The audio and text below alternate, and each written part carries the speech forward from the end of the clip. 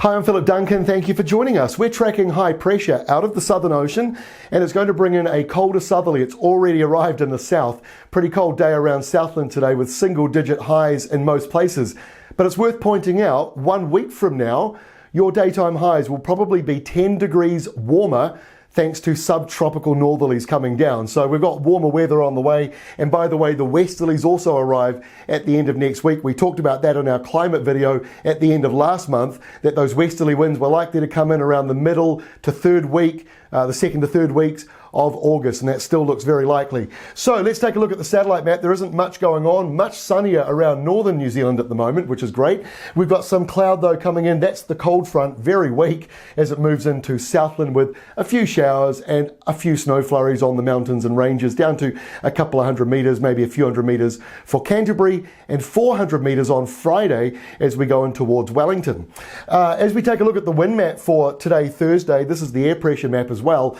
High air pressures in yellow and low pressure in the purpley blue colour. So there's high pressure parked down here to our southwest and another high out to the Tasman. So a fair bit of high pressure around New Zealand, and as you can see, a fair bit over on the screen. There is a low trapped in there at the moment, but this is going to help bring drier than average weather to many parts of the South Island over the next week ahead. So let's take a look at the temperatures. Here's today's temperatures, the departure from normal.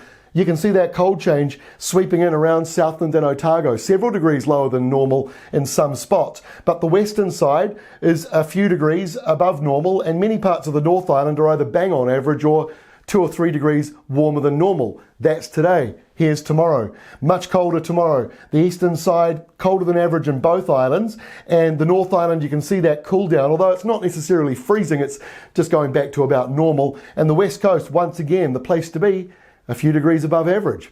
So the setup as we go through Friday looks like this. Here comes that big high. So frosty weather's back on the cards tonight, tomorrow night, the next few nights ahead for the South Island. Not so likely for the North Island though. The cold change comes in for you on Friday around the eastern side. It spreads up to Auckland and Northland by the end of the day.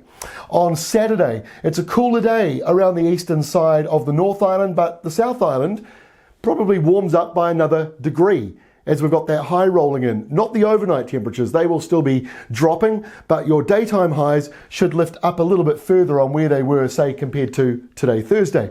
And we get to Sunday and you see that high still in charge. The easterly winds, very light, coming in for northern areas. That dark blue line's an indicator of cold air. It measures the air thickness and it suggests that the cold southerly change that moves in goes all the way up to about Waikato area.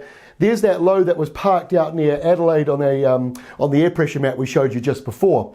Now, as we go into next week, we do have a change coming, warmer winds. So we've got the high out here drifting further out. You've got a north to northeasterly wind now pushing through, and that's the reason why the South Island's warming up, and it pushes that blue line off you. So that's another indicator of milder airflows.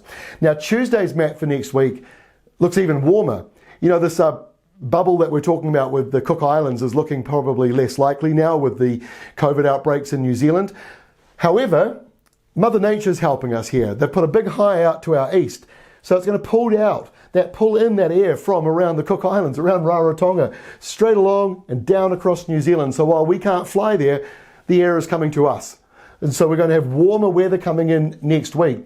And our final map for Wednesday of next week shows some rain clouds coming through, along with these warm subtropical winds right across the country, warmer than average for this time of the year, both by day and by night in both main islands. And the rain clouds broken up because the air pressure up to the northwest is still a little bit high, but there's a chance of some downpours once again. And as I said earlier on, once that moves through at the end of next week, the westerly winds come on in, and that will feel even more like spring than it already does in some parts of New Zealand. That's all from me. For more information, please visit ruralweather.co.nz. It's the world's largest weather data website for New Zealand, so check it out. We've got the frost forecaster there, and also if you go to weatherwatch.co.nz, we've got the below zero temperature map to help work out the areas that are at the highest risk for getting heavier frosts. That's all from me. We'll see you again on Friday.